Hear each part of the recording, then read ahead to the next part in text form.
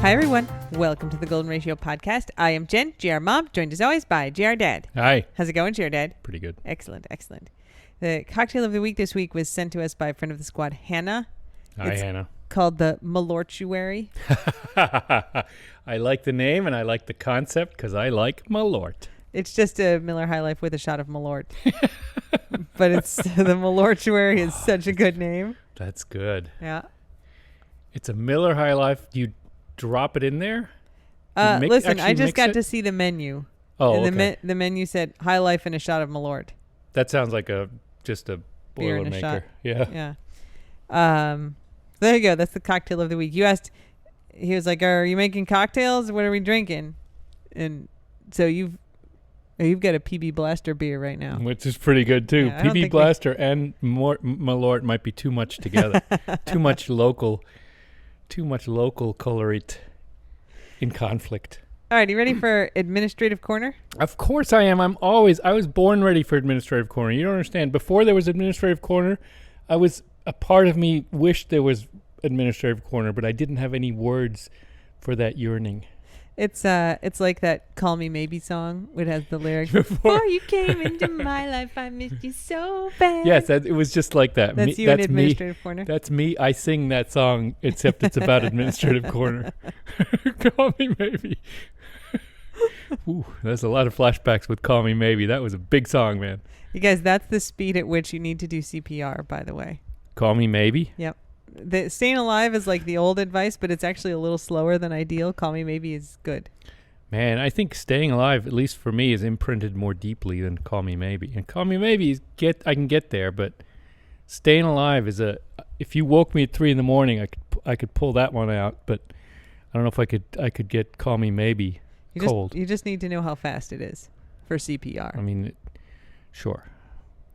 What's next? It's Friday. It's Friday is going to be the next CPR rhythm method. No, I mean, I think we got it. It's Friday, it's Saturday, it's one day. You've never even heard that song, have you? I did. It sounds about like what I just did. I know it well enough to know it's an atonal mix. All right, Administrative Corner. Last week we talked about the guy who went for the swim in the Bass Pro Shop aquarium, and we all felt a little bad because it sounded like he was having some... He was naked. He was absolutely naked. There's much video footage of his nakedness in there. He wasn't modest naked either. No, he was naked. But we were feeling a little bad because it sounded like he was maybe having a mental health crisis. And then and a lot of people sent me other video, and I'm like, I kind of feel bad. So the update is, man who cannonballed into Bass Pro Shop Leeds Aquarium was on drugs. Damaged police SUV chief said. So I don't feel like, not that he wasn't also having mental health problems, but it seems like the drugs were responsible, and that makes me feel less bad. Fair enough. Yes, this is slightly more within his control. The 42-year-old man who jumped naked into a massive aquarium at Bass Pro Shop in Leeds told police he was on drugs, the chief said Monday. Should I try this in the Boston accent, which is getting better? Sure. Sure. George Aaron Owens of Sterrett, is facing multiple charges and could face more after his now viral swim. It's obvious from the behavior of Owens that his admissions that he'd been taking drugs and that we must continue to remind the public of the dangers associated with their use. Efforts to reach Owens for comment have been unsuccessful. He was released from the St. Clair County Jail Sunday after posting bond. He's been seen at the donkeys. We're thankful that Owens was not severely injured, and hopefully he will at some point take responsibility for his behavior. Which was not very smart. The defendant did not accept any responsibility for his actions, but he states he remembered what occurred.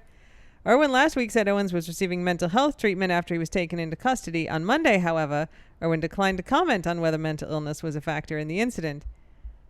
Police were called to the store at 8:03 p.m. Thursday after receiving multiple calls of a vehicle hitting a pole in the parking lot, a naked man running into the store, and a man swimming in the fish tank. Officers heard a loud commotion and saw the man, later identified as Owens, in the nature display. Yeah, if this were a drunk college kid doing initiation, it would be... I would not have the sad feeling, and I would think it's kind of epic. Owens, the chief said, was jumping in and out of the large fish tank. Sure was. He was very loudly yelling obscene comments towards officers and others inside the store. Owens continued to yell obscenities as officers entered the gate, where he was doing cannonballs and diving. It was then Owens plunged from the aquarium to the concrete floor below, knocking himself That unconscious. that was the coup de grace. Like that was inelegant at the end. He also was like pressing his junk into the window. Yeah. Not just cannonballs. No. He was completely into it. The officer did not have a view of Owens exiting the tank, so they did not realize that Owens had been knocked unconscious until later, Owens said. What crack police work, you guys. You guys are so good at investigating. The officer's body-worn cameras did not show Owens falling, but numerous citizens released footage from their cellular phones. Sure did. Owens said Owens then rolled over and kicked one of the officers in the groin. He's saying he wasn't that passed out then, if he's kicking. The officer was in a great deal of pain and pulled Owens away from the area that was wet and slippery. Yes. Owens continued to resist being picked up and removed from the store and had to be further restrained while being treated outside the store.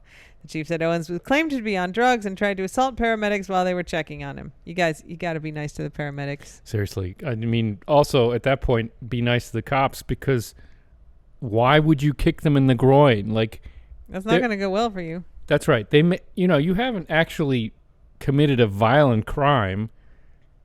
If you immediately sort of go into, well, it was just a prank and go ahead, take me away, you're going to get a much different treatment than if you're resisting and kicking the officer in the groin.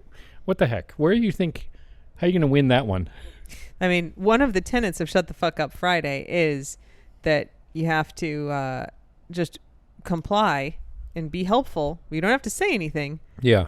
But you just be helpful. Don't resist, because they immediately don't like that. Owens' wife, Owens said, helped police by putting underwear on Owens while he continued to resist. He's married? He's married. Oh. You got to hold that mic to your mouth when you're making those sounds. That poor wife. Once inside the police cruiser, Owens kicked the rear door so hard that it warped the metal, Irwin said. Oh, what is he, a Marvel hero? The top and bottom of the door is damaged to the point where the door may have to be replaced. Oh, for Pete's sake, police. The defendant was taken and housed at the St. Clair County Jail, where they had nurses to care for him because of his combative behavior. Owens is charged with second-degree assault for kicking the officer, first-degree criminal mischief for damages to the police Tahoe and the parking light pole, public lewdness for exposing himself in public, and reckless endangerment for intentionally crashing his vehicle with passengers inside. Who? His wife? I guess. We are truly fortunate with the underpants. That our officer was not more severely injured during this assault. The defendant recovered from a very dangerous fall and immediately began to assault an officer and others. He was not passed out, guys. That's not the definition of passed out. He damaged the property of Bass Pro Shops in the city of Leeds. He caused a scene that should not occur in public in front of many adults, children, and employees of Bass Pro Shop, the chief said. It was unacceptable behavior. You don't dive into someone's pool or aquarium naked. And there's a bunch of stuff about how the police do risky jobs, so we'll skip that. That's risky, tackling a naked dude. He really, he had no place to hide a weapon, guys. You know, it's not terribly risky. Okay. That was Administrative Corner. I think that was more rambly than Administrative Corner. Oh, no. All fish updates go into Administrative Corner. Oh, I think that's great. Yeah. Keeping with the high level of excitement that I have about Administrative Corner. This is great. I have another thing for you. Excellent. I unfortunately didn't write down. I just sit here and I get super entertainment. This is really a good deal. So we've done the butter board. Yeah. I mean, we've done it. I'm sick of it. A bratwurst board. Okay. So it's a board. It's got bratwursts, mustard, sauerkraut, little pickles. What? What? All right. I don't understand the novelty here. First of all, this may exist in Germany already. You just put meat on. You just put the wurst on a plate, and then. It's not a plate though; it's a piece of wood. But you can cut it on there. That's not bad. But this is for like a lot of people. There's like 10 sausages on there. I like sausages. Would you eat this many? Would you eat this whole thing? Be tempted. It looks real good. I mean, I like sausages. Okay. People just wanted your take on it. I think putting things on a board is not automatically bad, but butter is. You don't smear butter on wood. Well, speaking of wood. Here's our next item. Yeah. This guy is a potter, like he makes clay pots. Kiln man. And someone says, people say that porcelain throws like butter, but what does butter actually throw like? So he has it now, a stick of butter, and he's made it into a little ball, and he's got it on a pottery wheel. He's caressing the butter with wet hands, like he's making a little teeny tiny buttercup. That is exactly what he's going to do here. Yeah. He's going to make a little cup He's out of throwing this a cup, Jen. He's throwing the cup. He is. So look, I had this in art class in 8th grade. You got to do pottery? Yeah. I never have gotten to use a potting wheel. It's a skill I would like to It's have. not that easy. No, it doesn't look easy. It looks quite hard. It's one of those things that once it starts going bad, it's almost impossible to fix. You might as well just lump it back together and start over. Well, he makes a little cup out of this. Look, he's like fully astonished. Is it a buttercup? That he actually can throw this. It is. I mean, it is a cup made out of butter, so I think by definition it's a butter cup. There's songs about this buttercup thing. I think that's about the flour, though. Maybe. Is it not about a cup made out of butter? This is a cup made out of butter. Well, I thought the song was about the butter. There's a flower called a buttercup. Get out of here. Also a princess. Get out of here. How big is this thing? He's making it real close. Well, look, bless his heart for goofing around in a skill that he obviously has, because that was a pretty decently... He did a good job. Yeah, as making a cup. It's an inappropriate material. And I still don't... I think he's disrespecting butter, but then I like the butter sculptures a lot. He literally just sculpted butter into a cup. He found a new way to sculpt butter, so I think it's okay, since he's accepting that he's not using it for food anymore. He did take a bite out of it at the end. I know, but that was sort of cute. I think I give the guy cut the guy some slack. I think once you've decided it's not food anymore, you can't go back to making it food. I don't know exactly. Like the candle it's not food anymore if it's a candle. So then what are you trying to eat it with? Why are you trying to eat it? Same with the board. If you slap it on wood, you've made art, concept art maybe about, everything dies and decays and goes rotten and curdles. But then you can't eat the butter. You don't eat the art. We're going to come back to this theme. He made art. Don't eat it. We're going to come back to this theme of impermanence and entropy in Taste of the Keys. Oh, you just summarized it so well. Impermanence and entropy. Yeah. Everything decays. Yeah. Yeah. This could be a Damien Hirst thing. Okay. It's time for dog updates. I like the guy. Oh, okay. I'm okay with it. Just don't try to make it food again. Got it. I have food boundary issues. Okay, go ahead. Dog updates are pretty brief this week. You were up in Maryland, so you probably don't have too many. Nope. Short snaps. You got to see Cheddar Cheese. I did. He's a big man. Yeah, he is. He is a big man. I still like him. Yep. You can follow Ched's on Instagram. He's Ched's Big Cheese. I know. He has a pretty freaking good life. Yeah, he does. I gotta say, since we're not campy people, we don't camp. Camping people. It's really me. You camp. We may be campy. I mean, I'll accept camping, but it's, showers are nicer than not showering. Mm-hmm. Toilets are better than not toilets. Absolutely. That's true. So, I can sleep anywhere, including in a tent, but it doesn't mean it's the best. Yeah. Would I do it if I had to? Yeah. Do I enjoy punishing myself sometimes? Yeah, but that's more for therapy than for lifestyle choices. Yeah, so he gets to but he goes on trips and he walks around and he has cheese samplings. The guy's doing pretty well. He sure is. I gotta say, no regrets for him. Indeed. No.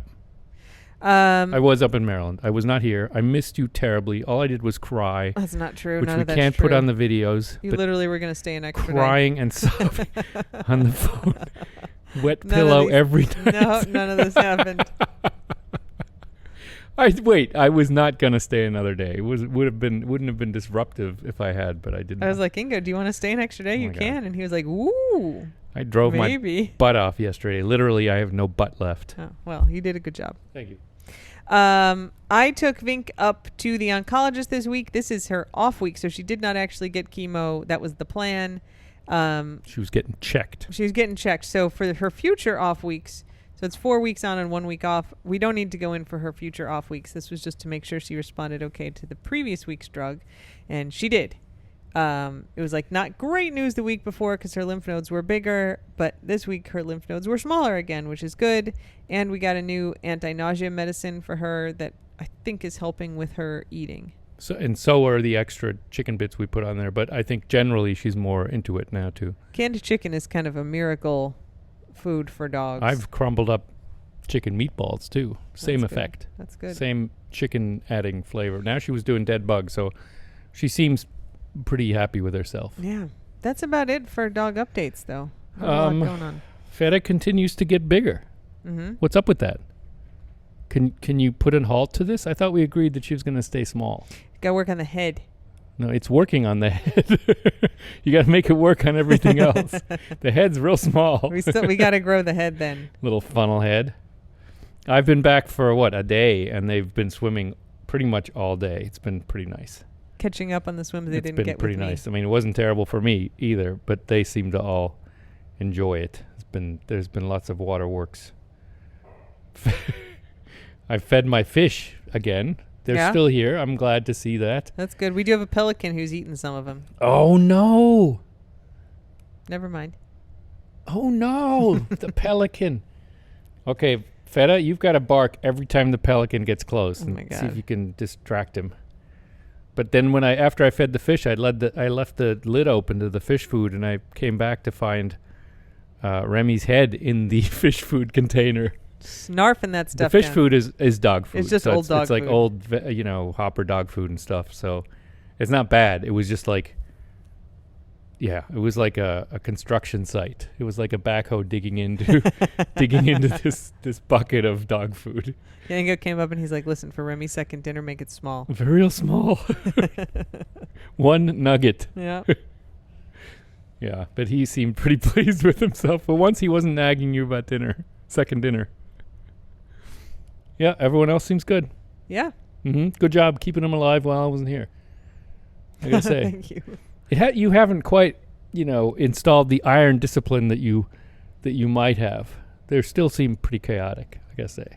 It's so funny. Like, they're just so mellow when it's only me and them. And then you got home last night and they went like batshit crazy. Like, and sometimes, like, why are they like this? I'm like, it's because you're here. Sometimes I call and it's like 8 o'clock and you're like, yeah, they're all still sleeping. And I go, oh, why do they get me up? Fed, I'm looking at you. Why do you get me up at 6:30 every morning? She's like, hey, because I can, because I get bored. Because the lady's like, go lay back down. Because the lady doesn't, jump out of bed when I look at her. Yep. Yeah, Feta. I turn around. Somehow I open my eyes and there's a little Feta head going, hey, what's up? That's all it takes. I don't need an alarm. I just need a little Feta head. She doesn't bark. I mean, to her credit, she's not doing much. Nope. Yeah. The dogs are good again this week. Good. Taste the Keys this week, picking back up on our other theme. The Tibetan monks are back in Key West. They come visit every year or two. They're making a sand mandala.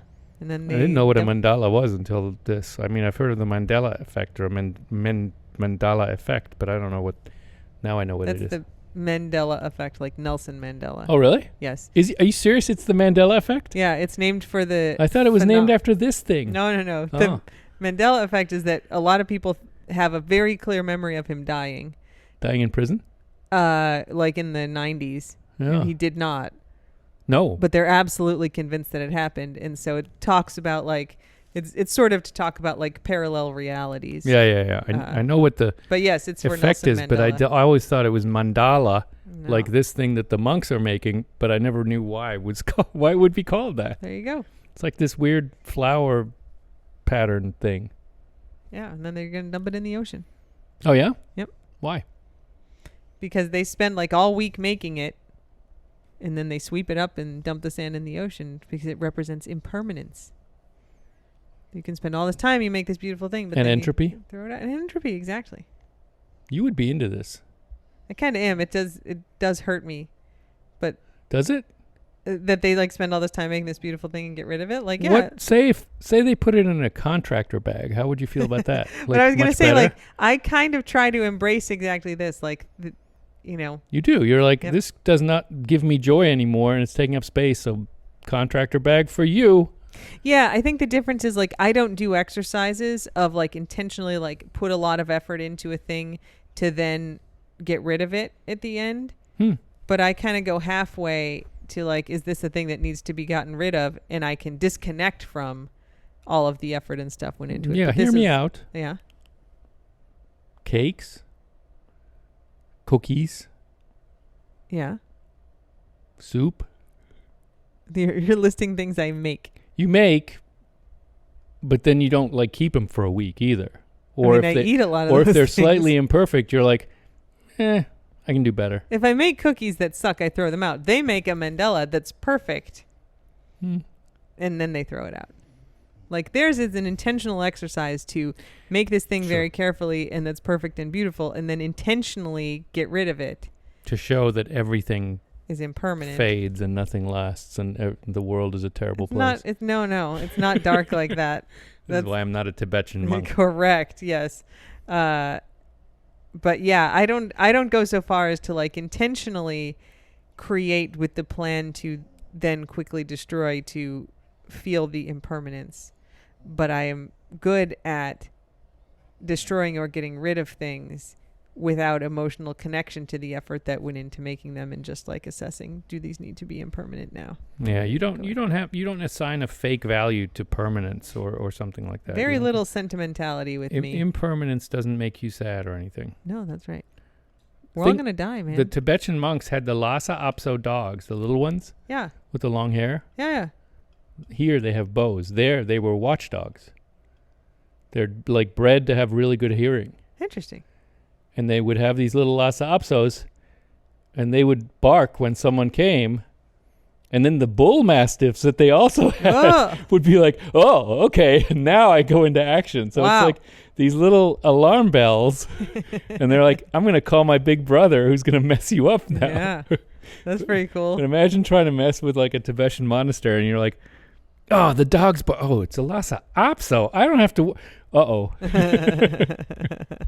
Tap, tap, tap. It's the bull mastiffs. So they had a two level alarm system, alarm and deterrence I system. like it. Yeah. All right. It's time for German word of the week, but Oh, I have a German word of the week interrogation. what? Okay. I am flummoxed by this development. I'm not ready for this. I did not prepare for this. I have had this question. I also feel a little defensive already, but go ahead. I had this question since I was in high school. Oh, Okay. The word Verkehr means Verkehr. means traffic. It sure does. Verkehr. Also, it means traffic, yes. Yes. The word Geschlechts means gender. Mm-hmm. And the word Geschlechtsverkehr, gender traffic, actually means sex. Is that on purpose? That like sex is kind of like traffic between the genders? Like, oh, these genders kind of smooshing up into each other. Geschlecht also can mean genitals. So it's genital traffic then. That's better, right? Yeah, I like it. If you think of Verkehr as interaction, then it makes a little bit more sense. It's not just traffic, right? It kind of has, you can also use it in a sense of Verkehr. there's traffic between, or there's the not traffic, interaction. There's interaction. I mean, genital interaction is a funny compound word for sex. Yes, it is.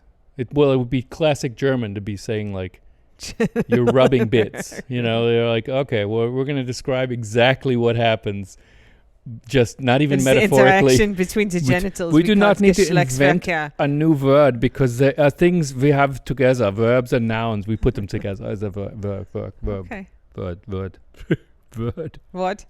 Wort. Well, I like yours, Geschlechtsverkehr. Have we had that? We may have had that before. I don't know. I mean, it doesn't need to be the German word of the week. Yeah. But many people sent me. Geschlechtsverkehr is sexy times, and oftentimes you could abbreviate it if the context is right to just say Verkehr. Interesting. That people sent me one of those videos. There's a new one with the people saying like the word in like English and Spanish and Portuguese and Italian, and then the German person gets to say it. Geschlechtsverkehr. So it's like sexo, Geschlechtsverkehr. And then this is one with like actual people, and they all turn, and like the Italian guy's like, "What is it again?" And she's Geschlechtsverkehr, and he's like, "Huh." They kind of look at each other. But in weird. Germany, if you said sex these days, they would all understand it. They've really borrowed a lot of the easier words. Unlike the French, they do borrow the easier words. All right. Well, you can still do a German word of the week, but that video reminded me, like, I have wondered about this fucking thing since I was in high school, and now I'm going to interrogate Ingo about the traffic. Speaking about how unsexy the Germans are, my word is abheften. Abheften? Abheften. Abheften. Yes. Abheften. To heft upward. Yes, in a way, yes. It's to file. A heft is a folder or a file or a magazine. Uh-huh.